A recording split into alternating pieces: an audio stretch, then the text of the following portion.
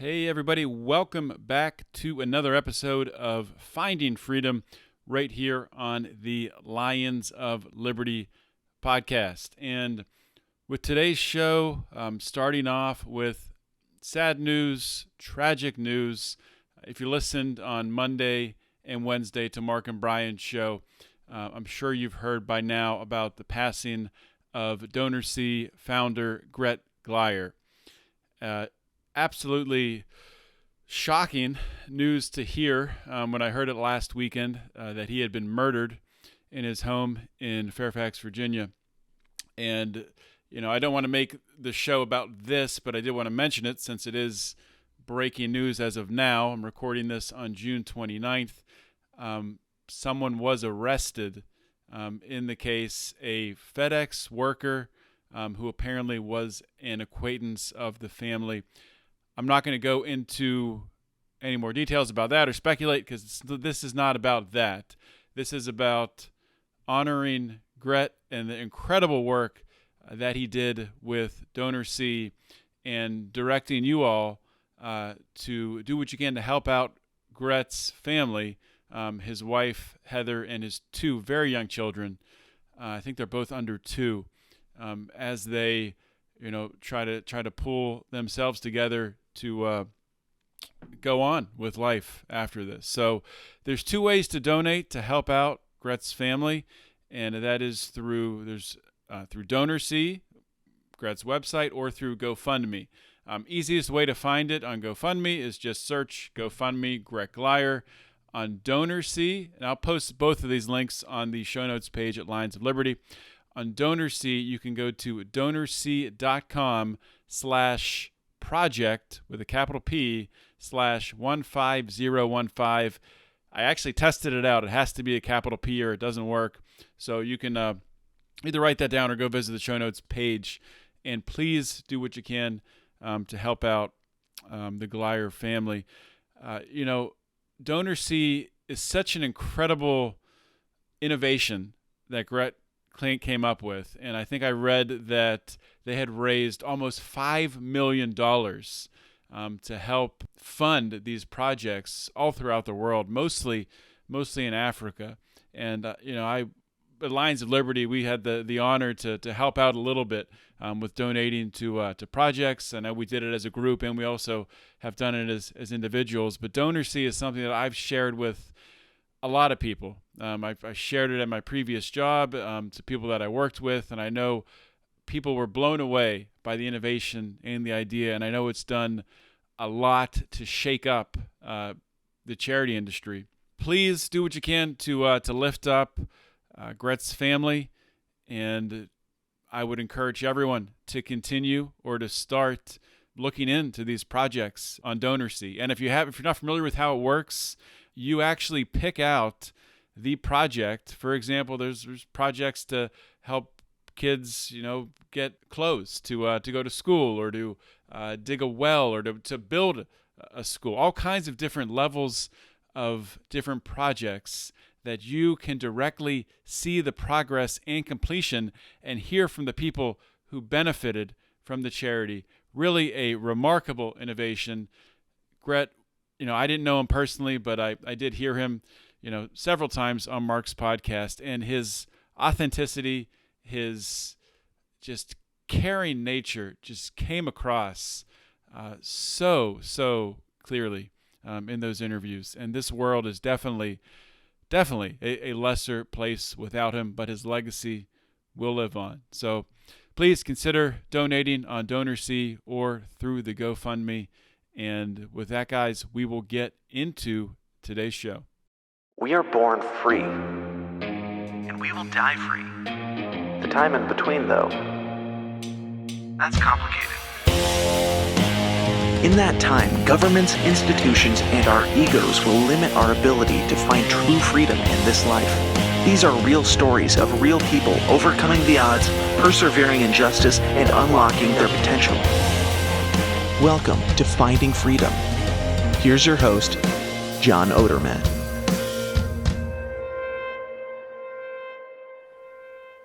All right, we are live. I'm live here today with Luke Tatum. Luke is the founder of Perfect Spiral Capital. It's an exclusively IBC-focused financial firm, and you might be saying, what is IBC?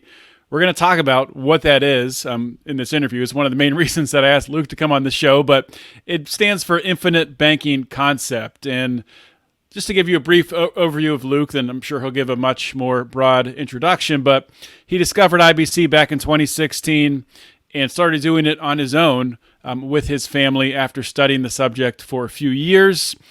He saw the power in the process and decided to get into the industry so he could help set others up to help them with their financial lives. After seeing the industry up close and the status quo of the industry, he decided to go in on his own and started his own firm. Luke, welcome to Finding Freedom. Thank you so much. Happy to be here. Well, it's great to have you on the show, man. And, as you know, a little my history with the show, starting with Felony Friday, then shifting to Finding Freedom. Well, one of the reasons why I did this shift is because, I wanted to have the flexibility to talk about things that I was interested in and things that I thought my audience, would be interested in. If it's entrepreneurial things or financial investments. I've seen you, and I've talked to you before a little bit about IBC, but, I've seen you posting about it and the firm that you started. And I figured, why not bring you on and help to educate all of us about how it works and what it is, because people have a lot of questions about it. But before we do that, I gave you an introduction. When you meet someone on the street or you meet someone, do people meet in person anymore? Is it all remote and on Zoom? It's a mix. It's a mix. When you meet a new person, how do you describe what you do? Well, I like to joke with people and just ask, do you want the short version or the long version? Let's go with the long one. This is a podcast, as long as possible. Right. So in that case, I teach people how to become their own banker. And what that means is to stop paying third-party lenders with interest, that they're not really doing anything for. They're giving you money, and then you're repaying back. But you could pay yourself that money, is effectively what IBC is you're recapturing the interest that would go to someone else. I just briefly, I'll say that right before this morning, I was talking to someone with a 30-year mortgage, and they just refinanced. So they have a brand new 30-year financing package. And by the end of that period, if they just pay, the regular payments, they're going to pay more to the bank than they pay on the house, right? The interest exceeds the principal. And I mean, wouldn't it be nice to capture the entire purchase price of a house again on top of that? But that's just an example. Yeah. And I mean, and that's probably with lower rates, and people today, opening a mortgage now to buy a house, they're going to be paying almost double what they're paying what we were able to finance, a mortgage with a few years ago. So just imagine that. But let's talk about a little bit of your origin story, how you got interested into it. I mean, what was have you always had like a finance background with what you did career-wise, or where'd you come from? Well, yes and no, I guess on that. Mm-hmm. I did all sorts of just random things. I mean, I used to deliver flowers. I used to deliver auto parts from like a distributorship to stores or shops, body shops. And so I did all kinds of things. My longest tenure in one thing was actually in retail, like middle management and retail. And, part of that is business analysis. So I started learning spreadsheets really well just by doing the job. And so I kind of had, an attunement for that. I was good at math in school, and that sort of thing. But I had no inkling of getting into a heavily spreadsheet-focused job. I mean, most of my life, I thought there's no way I would ever do that. It sounds boring and repetitive. And then, I discovered liberty, if you want to phrase it that way, in 2011. I started to get into all the Mises Institute stuff and just, absorb every book that I could. Well, I got into Bob Murphy, who I consider to be the best living economist right now. And Bob Murphy one day decided to mention on the Tom Woods show that he was doing a new podcast, and it was about IBC. And it's like, what is IBC? Kind of what we're talking about now. And so I sort of followed that rabbit hole. And, you mentioned when you did your intro for me, which I appreciate very much, it took me a couple of years before I actually decided this actually makes sense and I want to move forward with it. And so, that time is lost. There's nothing I can do about that. Should I have started in 2016 instead of 2018? Yes. But the idea is just it requires so much unlearning of everything that you kind of already know about, or quote unquote know about how the world works, Right. that for me it took a long time. I mean, before I came to the ideas of liberty, I was a Democrat kind of, and I just didn't know anything. Basically, I bought into political promises, and then I learned to stop doing that. And so I sort of feel the same way about this. I bought into, oh, just max fund your 401k and you're going to retire a multimillionaire. And then I stopped doing that because I actually started to understand what the assumptions were. And anyway, once I got into it, I mean, it was very much a second finding of like the liberty thought environment for me, because I've said, wait a minute, and kind of had to take a few steps back and really walk through it step by step. And, I heard about IBC. I said, that's awesome. Except what about this? What about this? What about this? What about this? I had all these objections to it. And then it's sort of like, well, okay, that makes sense. But I still have 5 objections, and then there's 4, and then there's 3. And eventually I was like, this is the greatest thing in the world. So decided I wanted to figure out how to get into the industry, et cetera, et cetera. And I mean, it's purely because of that. I really have no interest in, even though I'm licensed, I have a Series 6 and 63. Like I can sell 401k plans to companies, but I don't want to do that. I have no interest in doing that because I don't believe in that. Yeah. And it's, not to make it a faith statement, right? Because it's not you believe in IBC or you believe in 401ks, and I'm pitting them against each other maybe unfairly, but it's it doesn't inspire me. It's not interesting. I don't want to do that, but I do want to do IBC. So maybe that answers the question. Maybe it doesn't. No, I think that does answer the question. And it's interesting there you were talking about your liberty journey, how you were a Democrat before, and sort of comparing that to IBC and having to relearn how you look at finances.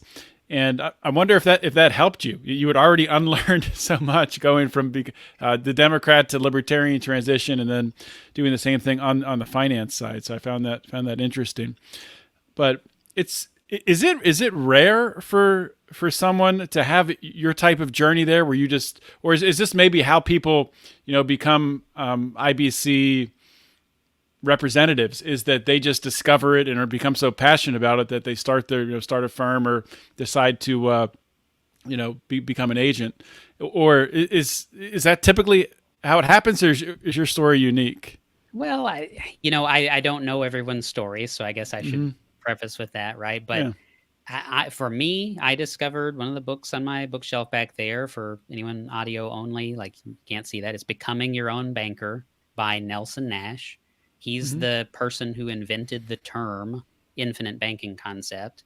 And, that's a whole story in and of itself. Like, what does that name even mean? Because to me, when I first heard that, it sounded like, oh, it's like a, make money quick kind of scheme, right? It's infinite is just not a word I would ever associate with like a legitimate financial strategy, because I wasn't understanding it the way he was understanding it, basically, is what that boiled down to. But for my part, I read that book. I pretty much was attached to the fact that I really like Bob Murphy. I know that he's a genius. I know that he understands what he's talking about. And so for me, it was from the Austrian side, right? When I was working in just the financial industry with lots and lots of other people who didn't care about IBC, a lot of them owned a copy of that book, and yet they would do things completely contrary to what is written in that book, right? And so it's like a kind of casting a wide net, trying to get people that are interested in that, but without actually really diving in and really understanding what's going on. And there are not a lot of IBC practitioners. You can go on the infinitebanking.org website, and you can go to your state They have a practitioner finder, and you can see how many people are in your state. In Arkansas, there are 4, including me. So, it's not a huge thing, but they have a think tank dedicated to it. And I mean, the standards are pretty high to get in to the program, which I think is part of it, because you don't just have to be able to run an illustration for one of these products. You have to be able to understand, like, what is Austrian business cycle theory? Like, how do these all connect to each other? So anyway, long answer, but in my opinion, I mean, within the industry, there are tens, if not hundreds of thousands of financial professionals running around, and they're basically taught what their company teaches them, and that's all they know. And sometimes that information is not really that great, to be mild. I mean, I'm not going to throw any company under the bus in particular, but I've heard some really like tone deaf things from people, and they're just trying to earn money. They're trying to support their families. No harm, no foul. But in some cases, there is harm being done. And so, I sort of got into that, saw what was going on, and then decided to back out, because if you don't understand like the basics of how interest works and the basics of opportunity cost is really what this boils down to, then you just really don't have any business teaching people like to throw all this money into stock market investments and annuities and all these other things. Yeah. That's my opinion.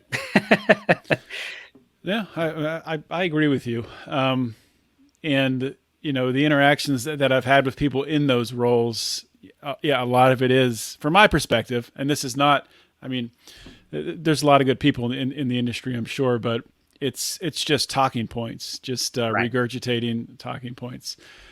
But so and I'm trying to figure out the best way to really ask this question, but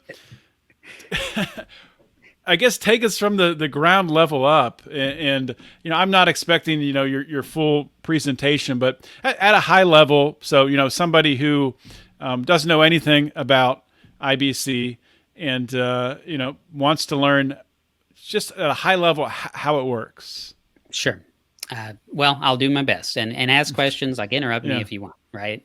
Because I find I don't really have a sales process. I think that financial companies, generally speaking, they have this is the script, say this script, you're going to make money kind of an approach. And I basically have arranged things so I've completely rejected that. And so I just have conversations with people. It's a lot of phone calls and video calls and just discussion like this, really. So somebody doesn't have any idea what it is. Hey, I saw your Facebook post. Let's chat. Cool. It's, first of all, getting it out there, what we're actually talking about. IBC is a process. It's not a product. Okay, the process is recapturing interest that you would be paying to some other institution. There's 3 ways to do things, right? You pay interest to somebody else because you took a loan, or you paid on a credit card or whatever, or you pay cash.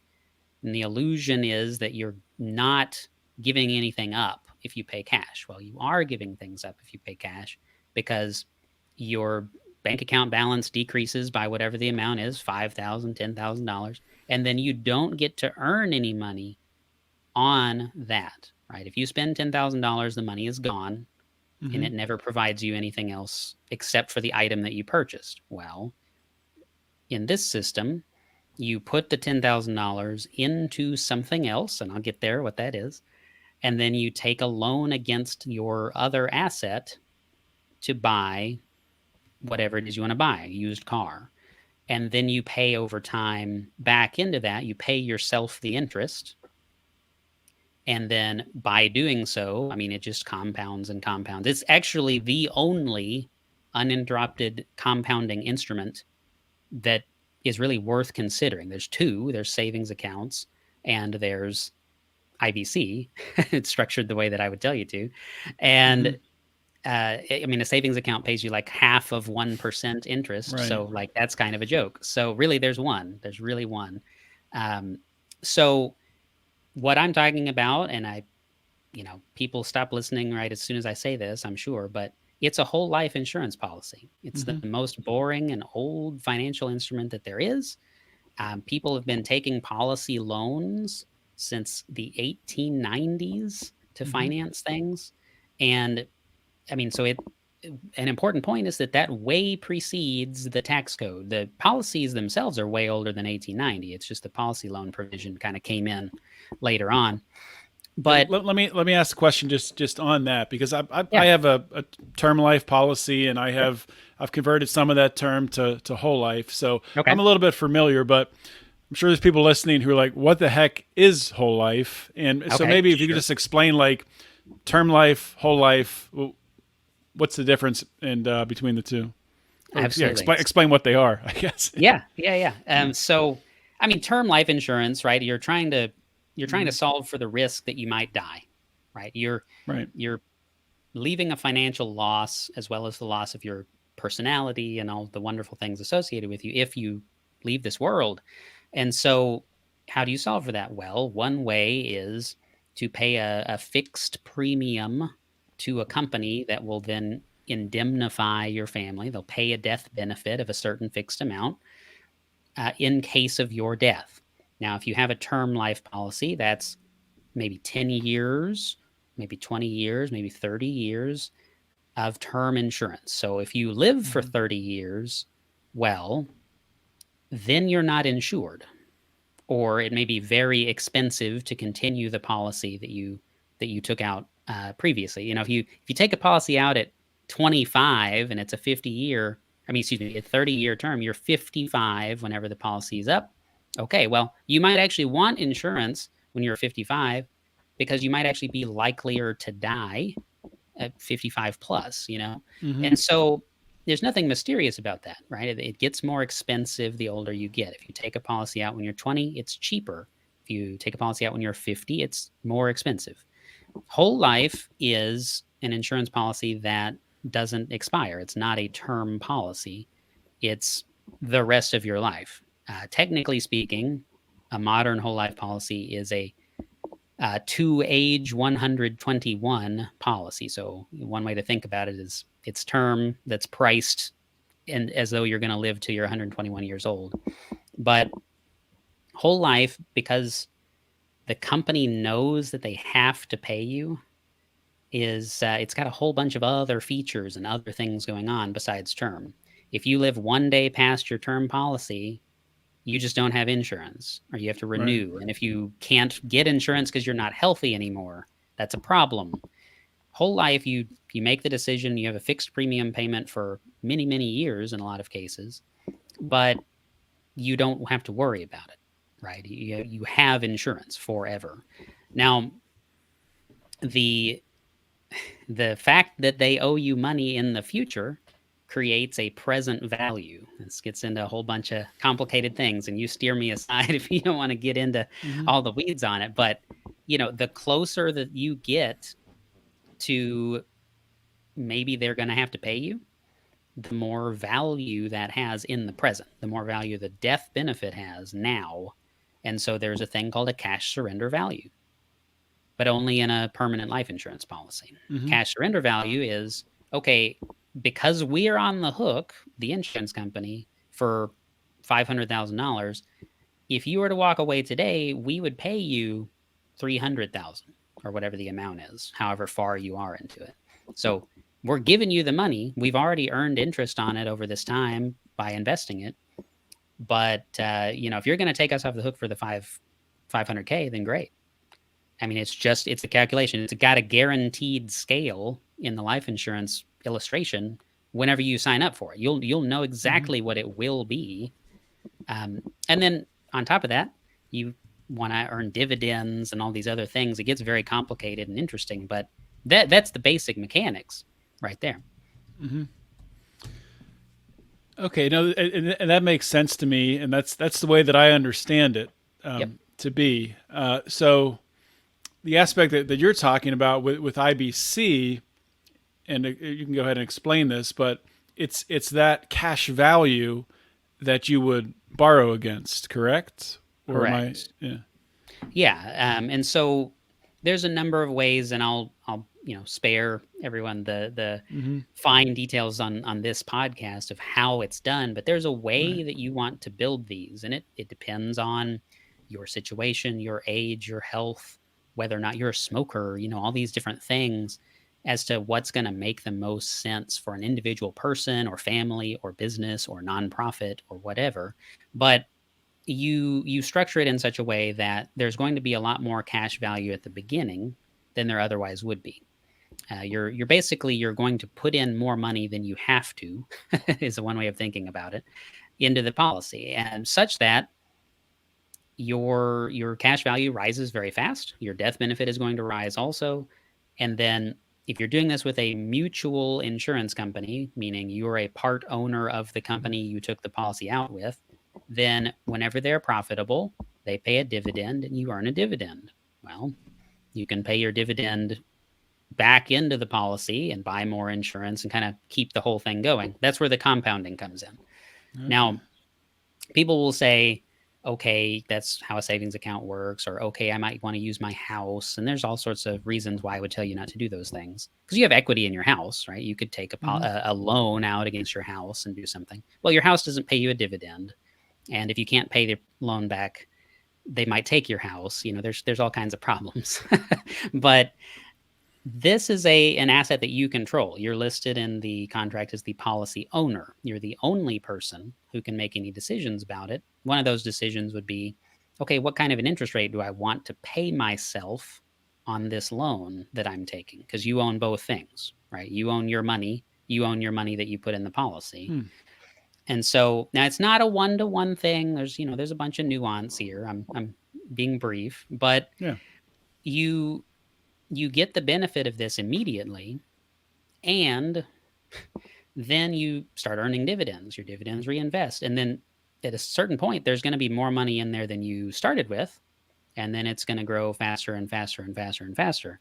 Now, I can't promise you that a dividend is going to be paid, but most of these companies have paid a dividend for over 100 years in a row, which is longer than the entire stock market has existed. So there's that too.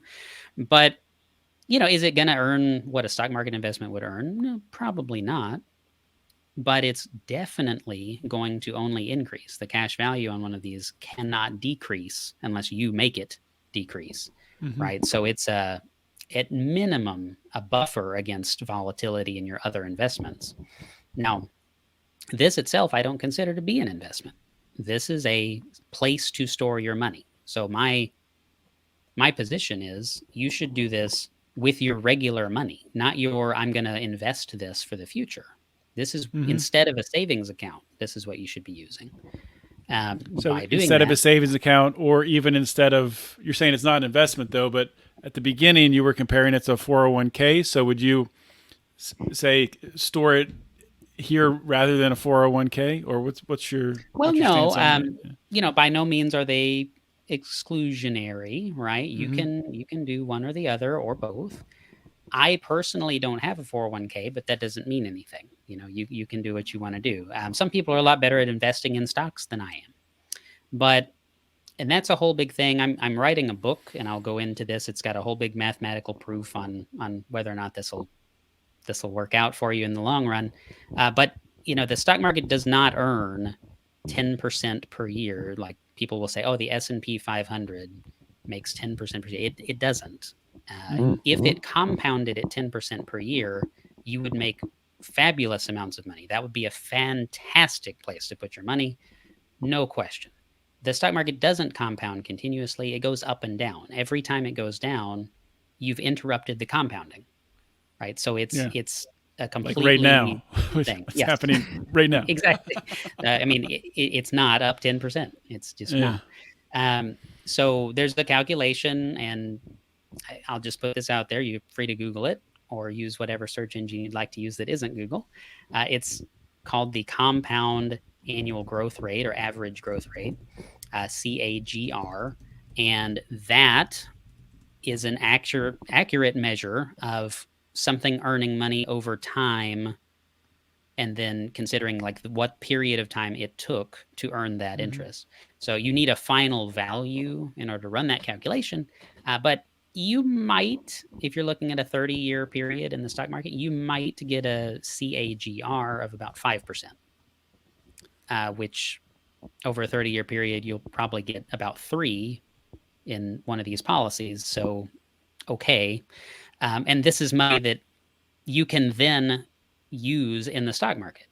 That's kind of the idea. You save your money in a savings vehicle. This is a savings vehicle, IBC is.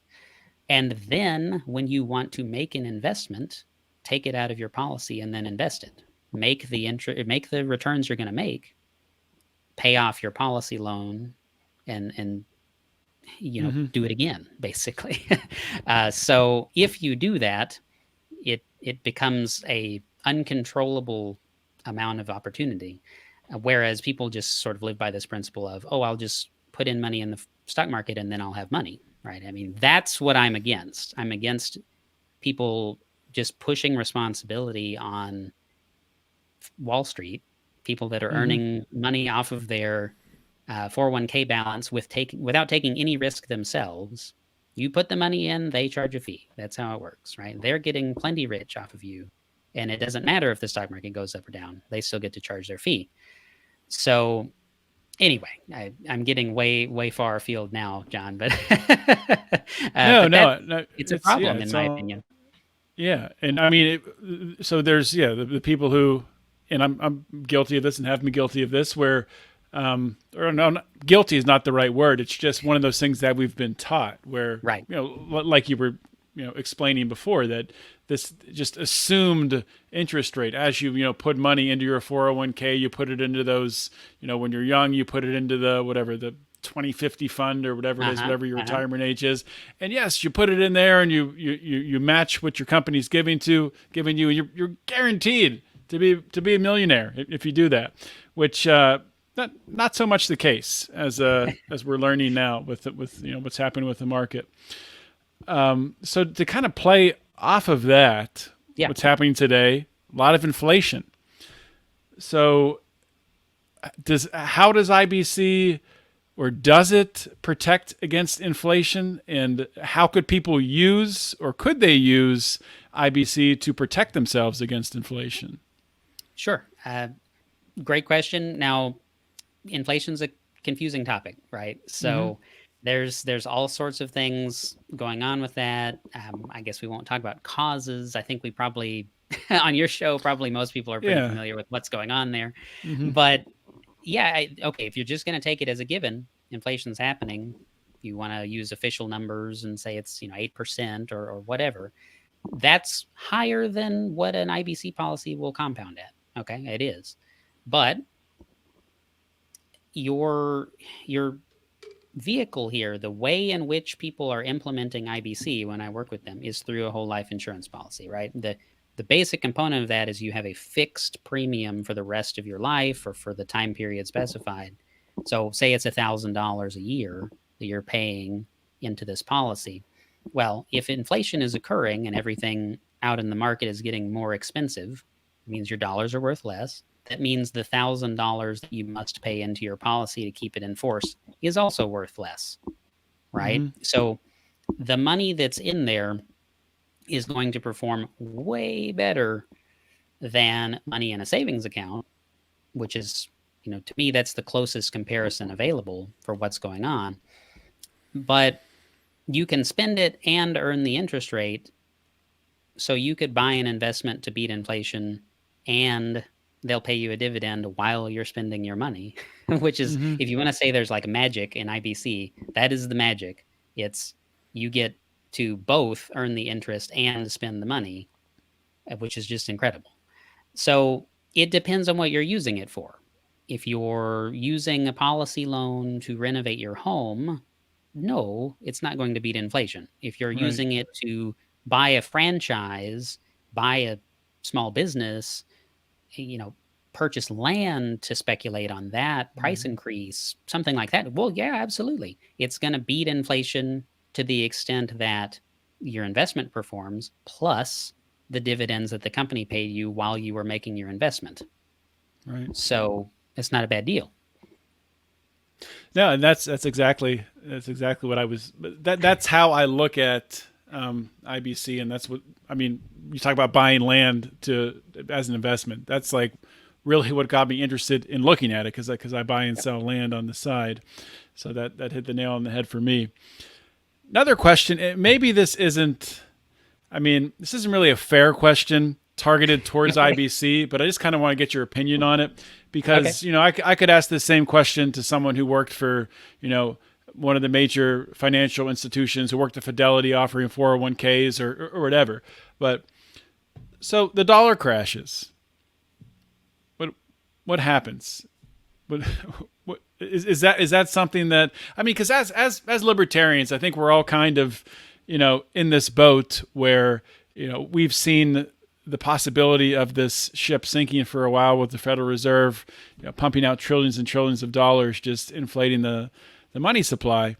And you hear whispers in the background of a central bank digital currency, a CBDC. And, this, I'm not asking like a gotcha question. I'm honestly just curious about, as someone who works in IBC, just what your opinions are on this whole situation. Yeah. Well, on the subject of digital currency, I wrote, I think it's the longest article that I've written on my blog. So perfectspiralcapital.com/blog. It's just called CBDC, and it's a whole big look at everything. And of course it talks about IBC, but the unfortunate truth is, people talk about gold and silver, talk about all sorts of other things, cryptocurrency, et cetera, what you should be doing to prepare for the crash of the dollar. Well, when the dollar crashes, things are going to get really, really, really bad. And so physical stuff is going to be the best thing to own. Yeah, gold and silver is probably part of that. So in my article, I talk about buying some gold and silver, having a job that you control instead of a job that somebody else controls, things like that. But any investment stuff, the stock market, Wall Street based things, all of that is not gonna survive. And life insurance companies, if the dollar is eliminated, are probably not going to survive either, because governments have a tendency to hold on as long as they can. There'll probably be hyperinflation, that sort of thing. And, hyperinflation just wipes out insurance companies. They're fixed investment portfolio companies, right? However, that doesn't mean you can't use this process, utilize it to buy investments and do different things and make money in the meantime. The great thing about taking a policy loan is nobody can tell you no.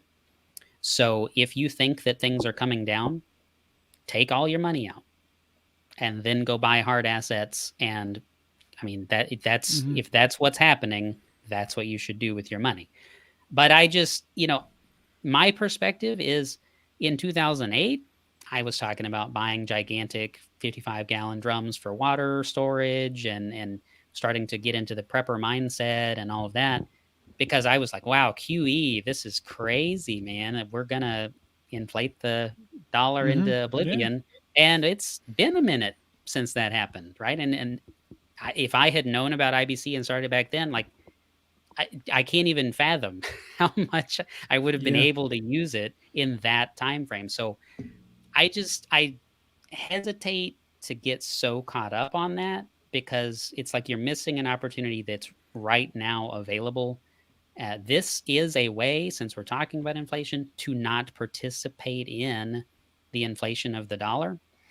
Your money, when you deposit it in a bank account, savings account, they can loan out 90% of that, right? It inflates the currency.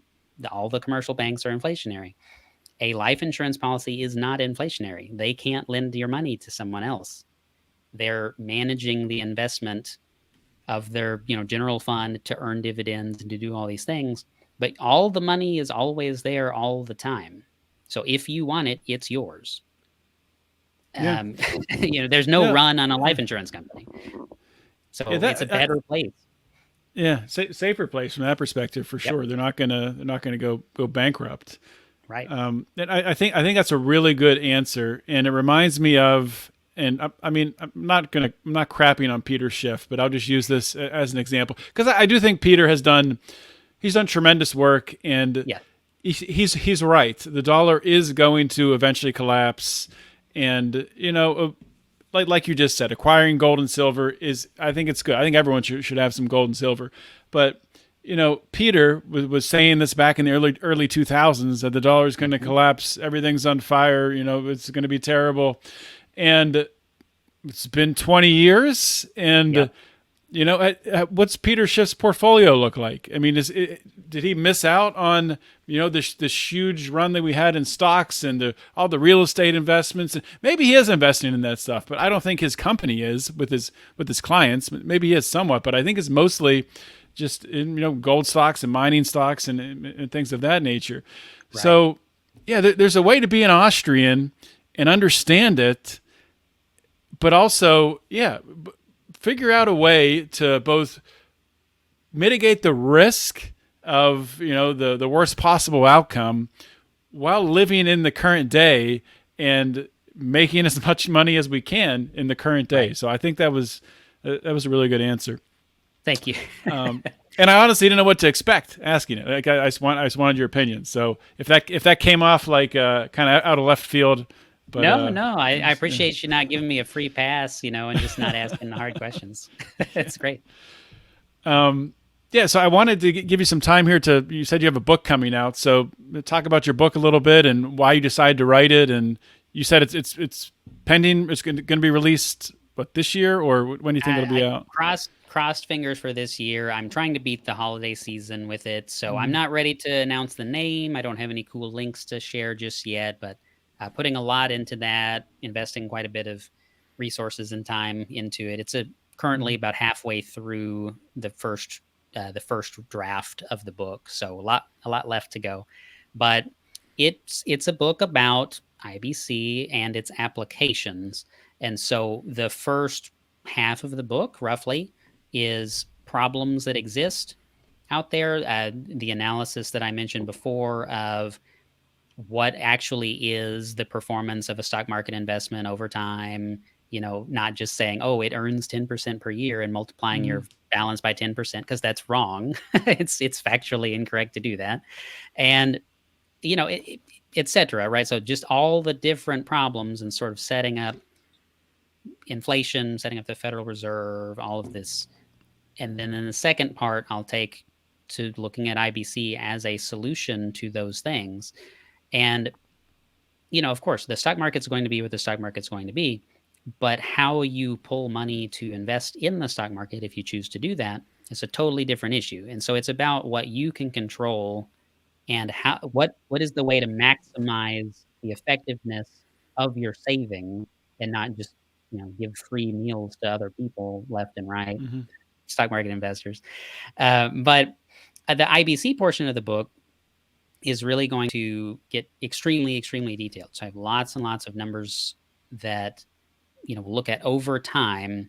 25-year-old male, what is his life like? If he realizes all the problems in the system and he decides to only pay cash the rest of his life for everything, versus person with the exact same situation, same health, same lifespan, etc., using IBC and just looking at that. So cash only guy is investing in the 401k, the same amount that would go into IBC.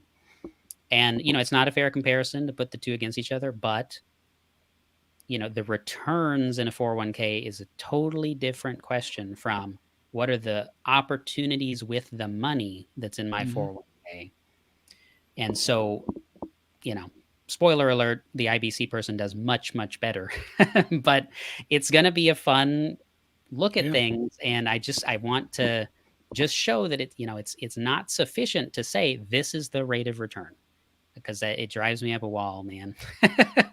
And so that'll be, news coming out about that hopefully soon on perfectspiralcapital.com.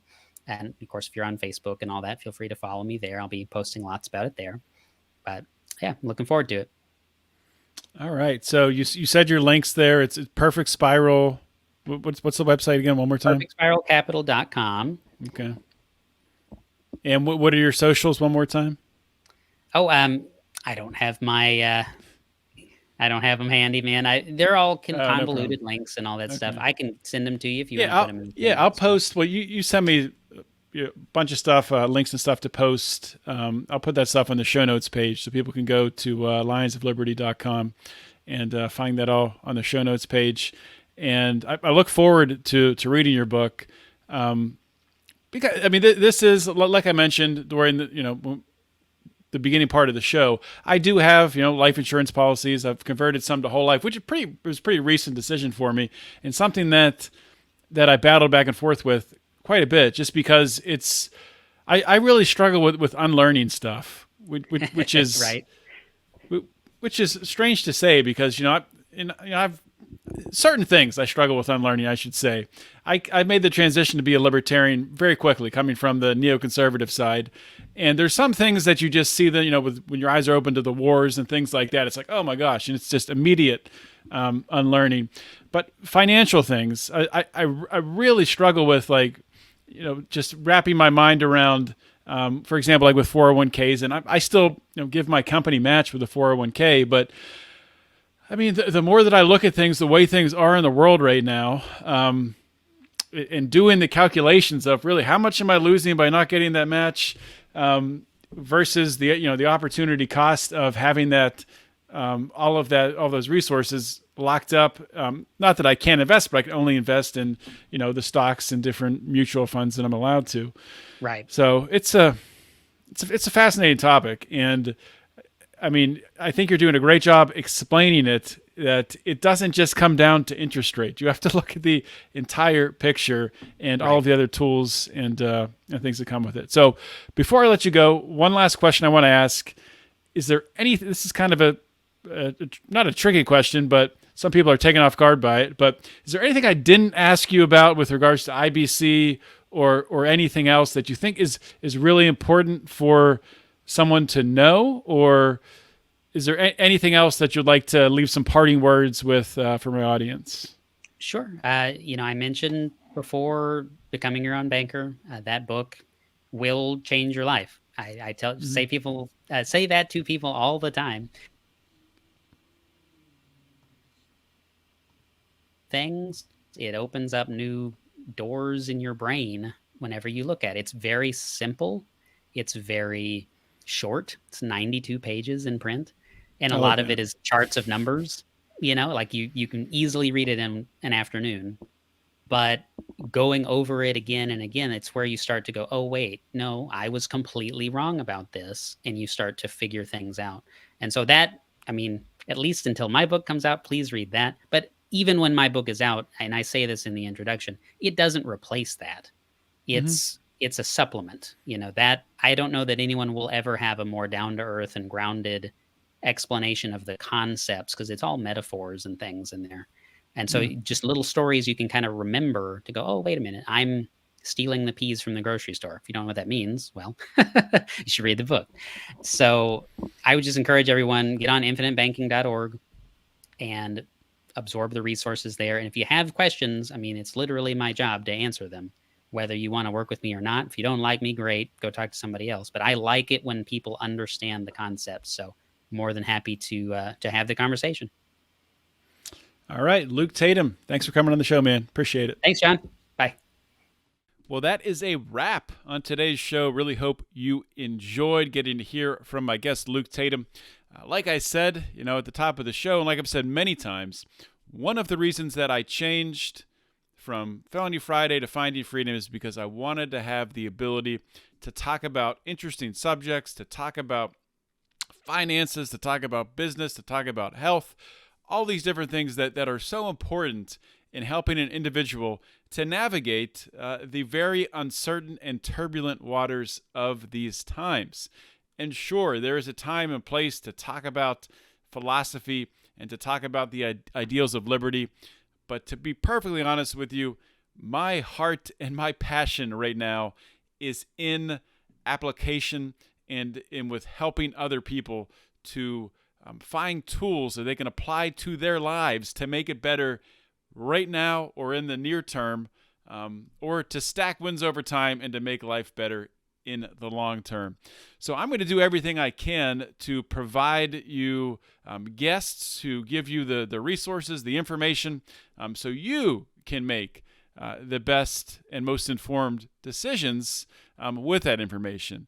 I'm not going to make the decision for you, but I'm certainly going to do my best to present it for you. So hopefully you're enjoying that new format. And if you are, hopefully you've gone over to my new solo Finding Freedom podcast feed and left me a 5-star rating and a nice review, and you're subscribed to the show, and you're supporting me there.